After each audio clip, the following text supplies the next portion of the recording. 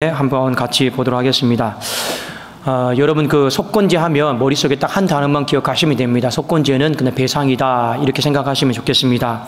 자, 속건제는 크게 세 가지 측면에서 드렸는데, 첫 번째는 여호와의 성물에 대해서 강단 위에 제단 위에 바쳐진 거죠.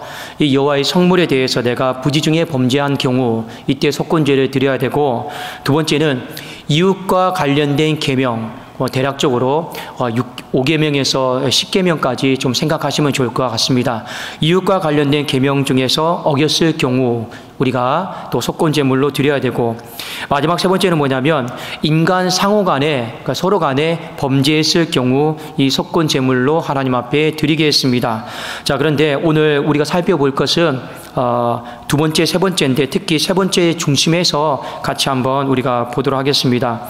먼저 2절부터 5절까지의 내용을 보면 당시 어떤 한 사람이 이웃에게 범죄한 내용들이 나옵니다. 그것을 한 5가지로 압축해서 열거를 했는데 하나하나씩 좀 보겠습니다. 첫 번째는 뭐냐면 남의 물건은 막고도 그 위탁 사실을 부인하는 행위. 그러니까 이런 경우 있죠. 우리말로 말하면 물건을 잠시 좀 맡겼어요. 이제 맡겼습니다. 근데 나중에 와서 언제 맡겼냐고 시침이 떼고 발뺌하는 거예요. 또 돈을 빌려갔습니다. 돈 빌려갔는데 야, 그거 네가 나한테 그냥 준 거죠. 언제 맡긴 돈이냐. 이런 경우겠죠. 자, 1번. 두 번째는 친구나 이웃의 담보물을 횡령하고도 그 사실을 부인한 행위. 맡겼는데 거기서 여러분 슬쩍 좀 착취한 거예요. 뺀 거예요. 횡령한 거예요. 자, 이런 경우도 상당히 많이 있겠죠. 자, 세 번째는 강도질을 하고도 그러한 사실을 부인하는 행위.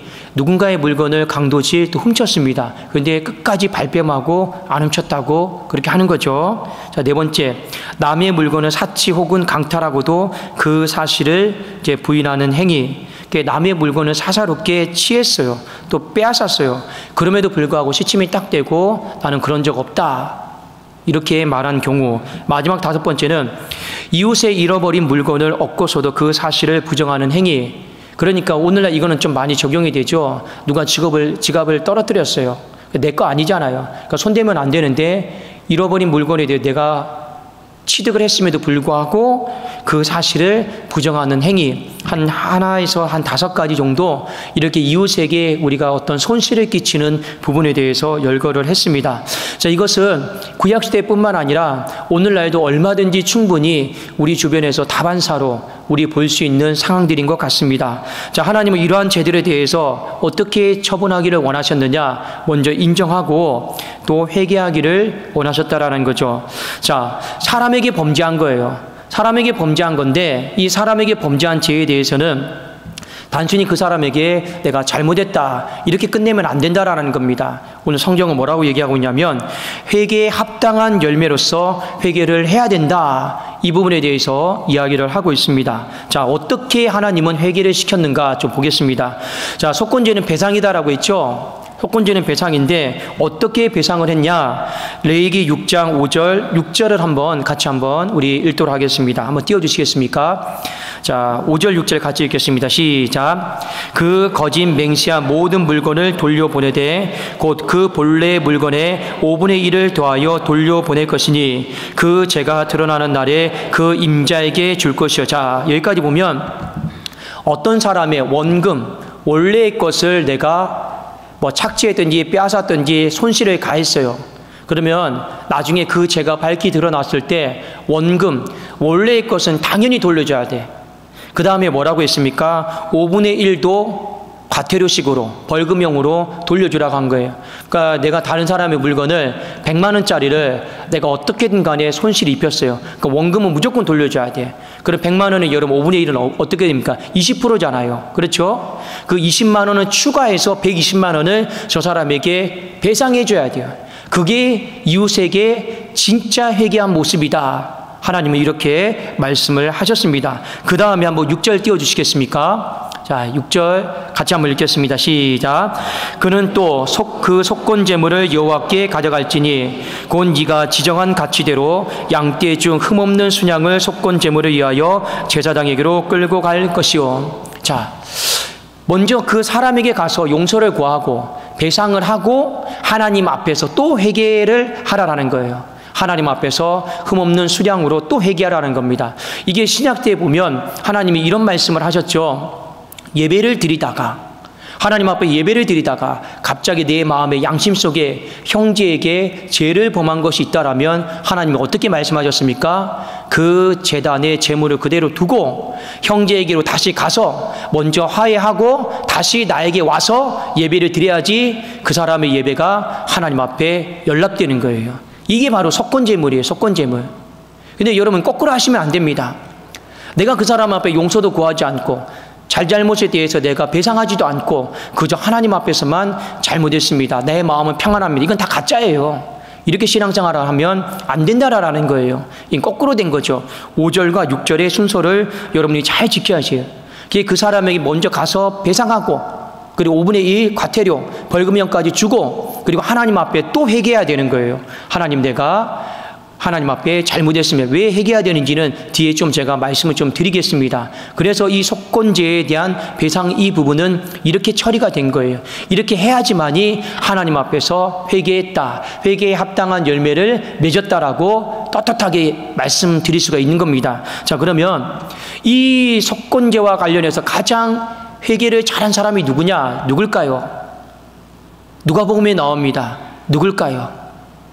누굴까요? 한 가지 힌트를 드릴게요. 키가 작아요. 예, 우리 교회 성도님들은 주일학교를 너무 잘 다니셔서 이 키가 작다라는 말만 들어도 그것이 영적으로 삭겨온지 어떻게 그렇게 신령한 영성을 갖고 있는지 부럽습니다. 예, 이 삭개오가 이 속건제물과 관련해서 가장 회개를 탁월하게 모범적으로 잘했던 사람입니다. 자, 누가복음 19장 8절 한번 띄워주시겠습니까?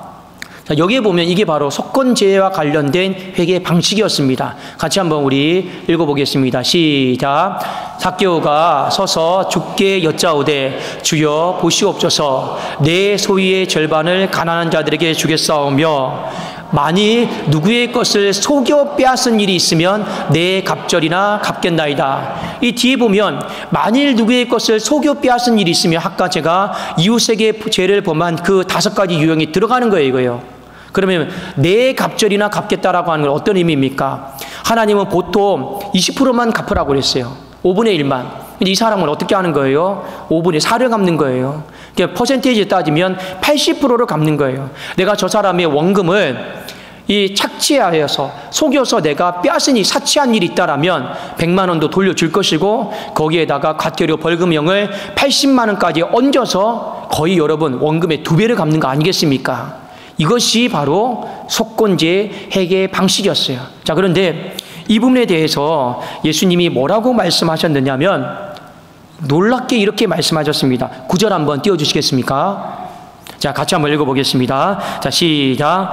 예수께서 이르시되 오늘 구원이 이 집에 이르렀으니 이 사람도 아브라함의 자손임이라. 이 회개하는 모습을 보고 이 예수님은 오늘 구원이 이 집에 이르렀다는 거예요. 그리고 이 사람도 진실로 영적으로 아브라함의 자손이다라는 거예요. 왜 예수님이 이런 말씀하셨느냐? 이 당시에 많은 사람들이 회개할 때 원금도 안 돌려준 사람이 태반일 뿐더러 이 원금에다가 20%를 더해서 돌려준 사람은 없었어요, 거의. 그런데 삭개오가 원금에다가 80%를 돌려준다고 하니 예수님도 깜짝 놀란 거예요. 대단하다. 대단하게 회개하고 있구나. 이게 여러분 절대 쉬운 일이 아닙니다. 그래서 예수님이 참된 회개를 보고 회개에 합당한 열매를 보인 것을 보고 뭐라고 말씀하셨습니까? 구원이 오늘 이 집에 이르렀다고 예수님이 그의 회개에 대해서, 그의 진실한 신앙의 고백에 대해서 주님이 보증하고 계시다라는 거죠. 여러분, 우리가 이웃에게 철저히 회개하고 그 다음에 나와서 하나님 앞에 회개를 해야 됩니다. 자, 이웃에게는 잘못했으니까 당연히 회개하죠. 왜 우리가 하나님 앞에 회개를 해야 되느냐? 바로 6장 2절에 있는 말씀 때문에 그렇습니다. 자, 오늘 같이 한번 읽어볼까요? 6장 2절입니다. 시작. 누구든지 여호와께 신실하지 못하여 범죄하되 곧 이웃이 맡긴 물건이나 전당물을 속이거나 도둑질하거나 착취하고도 사실을 부인하거나. 자, 이웃에게 범죄를 하는데 이웃에게 범죄하는 근본적인 마음의 원인을 하나님은 뭐라고 지적을 하셨냐면 하나님 앞에서 신실하지 못하기 때문이다. 우리가 하나님 말씀 앞에서 두렵고 떨린 마음이 없기 때문에 이웃에 대해서 함부로 하고 귀한 것을 귀하게 여기지 못하고 무례히 여기고 그런다라는 거예요. 정말 그 이웃이 하나님의 형상으로 지음을 받은 형제요 자매다라고 하는 걸 알면 함부로 대하지를 못한다라는 거예요. 함부로 여러분 착취하지를 못하고 사치하거나 놀리거나 그렇게 하지는 못한다라는 거예요. 왜요? 하나님의 형상이다라는 걸 안다라면, 하나님의 말씀이 그 속에 있다라면 그 사람을 향해서, 오늘 우리가 이 오전 예배 때 이 사랑은 오래 참고 불렀잖아요. 사랑은 뭐라고 되어 있습니까? 무례히 행하지 않는다 했습니다. 무례히 행하지 않는다라는 게 뭐예요? 함부로 하지 않는다라는 거 아니겠습니까? 그런데 왜 우리가 이웃의 소유나 인격이나 모든 것에 대해서 함부로 하냐라는 거예요. 결국에는 하나님 앞에 신실하지 못하니까. 그래서 이 부분에 대해서 우리가 이웃에 대한 손해배상을 하고, 그리고 하나님 앞에 와서도 다시 내가 하나님 앞에서 신실하지 못했습니다라고 또 회개를 해야 되는 거예요. 이게 여러분 순서적으로 맞다라는 겁니다. 근데 우리가 일상사를 살다 보면 거꾸로 하든지 하나를 안 하든지 그래요. 보통 여러분 어떻게 합니까? 이웃에게 죄를 범했어요. 여러분 옛날에 그 밀양이다라고 하는 그 영화 보셨습니까? 어떤 한 가정을 쑥대밭으로 만들어 놨어요. 근데 이 사람이 감옥에서 예수 그리스도를 만났어요. 그 용서함을 받았어요. 그 복음이 그거니까요. 마음이 너무 평안해졌어요. 그런데 그 자기가 쑥대밭을 만든 그 집을 향해서는 용서함을 안 받았어요. 그리고 마지막에 어떻게 나옵니까? 나는 하나님 앞에 용서 다 받았습니다. 나는 평안합니다. 이러고 그 영화가 끝나버려요. 이게 여러분 제대로 된 회개냐라는 거예요. 이게 꼭 회개 아닙니다, 이거. 여러분 제대로 된 회개는 뭡니까? 그 사람에게 가서 용서하고 배상 여름하고 20% 벌금형하고 그 다음에 또 와서 하나님 앞에 내가 신실하지 못했음을 회개하는 것이 참된 회개고 회개에 합당한 열매다라는 건데, 우리 크리스찬들이 이걸 거꾸로 하든지 하나님 앞에서만 회개하든지 여러분 서로에 대해서는 회개하지 않는 모습이 너무 다반사라는 거예요. 그럼 여러분 어떤 문제가 생기느냐? 주님이 끊임없이 우리에게 말씀하실 겁니다. 너 하고 있는 것 그대로 두고 네 형제와 자매에게 가서 너 용서를 구하고 다시 내게로 와라. 그게 바로 속건제예요, 속건제. 이게 바로 참된 회개고 하나님이 보증해 주시는 진실한 신앙인의 모습이다라는 거죠. 그래서 요한일서 3장 18절에 이렇게 이야기하고 있습니다. 제가 한번 읽어드릴게요. 자녀들아, 우리가 말과 혀로만 사랑하지 말고 행함과 진실함을 하자. 행함이 있어야지 진실하다라는 거예요. 말로 혀로만 하나님 앞에 잘못했다, 서로에게 잘못했다 이러면 안 된다라는 거예요. 행함이 있어야지. 그게 눈에 보이는 배상이었습니다. 그 행함이 있을 때 그 회개를 진실하다 이렇게 이야기를 하는 겁니다. 만일 우리가 서로에 대해서 잘못이 있어요. 그럼 어떻게 해야 됩니까? 잘못했다라고 이야기해야겠죠. 그래, 잘못했다라는 것만 끝내지 마시고 그 잘못으로 인해서 그 사람이 서로가 그 사이에 그 기간 동안 얼마나 마음고생하고 힘들었겠습니까? 그러면 우리가 여기 20%를 더 해야죠. 어떻게 해요? 밥이라도 사주든지 선물이라도 사주든지 어떻게든 간에 성의 표시는 해야 된다라는 거예요. 말로만 여러분 용서 구하지 말고 미안하다. 그동안 나 때문에 밥이 제대로 넘어갔겠냐? 그동안 나 때문에 잠이라도 제대로 잤겠냐? 말랐구나. 힘들었겠구나. 그래도 오늘 먹고 맛있게 먹고 힘내고 으쌰으쌰 하자. 이게 여러분 진짜 속건제의 참된 배상이다라는 거예요. 그리고 잘 화해하고 하나님 앞에 우리가 또 한 번 더 마지막 종지부를 찍는 거죠. 하나님, 제가 하나님 앞에 신실하겠습니다. 내가 하나님 앞에 신실하지 못함으로 인해서 말이 함부로 나갔고, 하나님 앞에 신실하지 못함으로 인해서 내 감정이 막 쏟아졌고, 하나님 앞에 신실하지 못함으로 내 행동이 좀 과하게 나갔습니다. 그래서 귀한 것을 귀하게 여기지 못해서 상대방의 가슴을 아프게 했습니다. 다시는 이런 반복적인 죄를 범하지 않도록 하나님 제가 주의하겠습니다. 이렇게 하면서 흠없는 순양을 드리면서 이 회개를 종지부를 짓고 마치는 거예요. 그래야지만이 다음에 그 사람을 향해서 똑같은 죄를 범하지 않아요. 다음에 안 그러면 그 사람을 향해서 또 여러분 똑같은 죄가 불거질 것이고 똑같은 죄로 인해서 여러분은 서로에게 상처를 주게 될 것입니다. 그만큼 회개가 반복적인 죄를 끊어내는 가장 여러분 중요한 지름길이다라고 하는 것을 잊어버리지 않았으면 좋겠습니다. 그래야지만이 우리가 서로를 향해서 조금 더 조심하게 되고 서로를 귀한 것을 귀하게 여기면서 같이 하나님의 나라를 세워갈 수 있는 것 아니겠냐라는 겁니다. 우리 한번 오늘 이 말씀을 잘 기억하시면서 우리 한번 서로에게 이렇게 한번 고백하기를 원합니다. 내가 잘못한 것이 있으면 말해주세요. 내가 잘못한 것이 있으면 말해주세요. 오늘 설교가 여러분의 가슴에 심히 부담이 됩니까? 그렇지 않겠죠? 우리 성도님들은 다윗처럼 수용성이 좋아가지고 목사님이 또 내 상황을 알고 오늘 또 이렇게 철저하게 준비해서 나를 치네 이러면 안 돼요. 저는 여러분의 상황 모릅니다.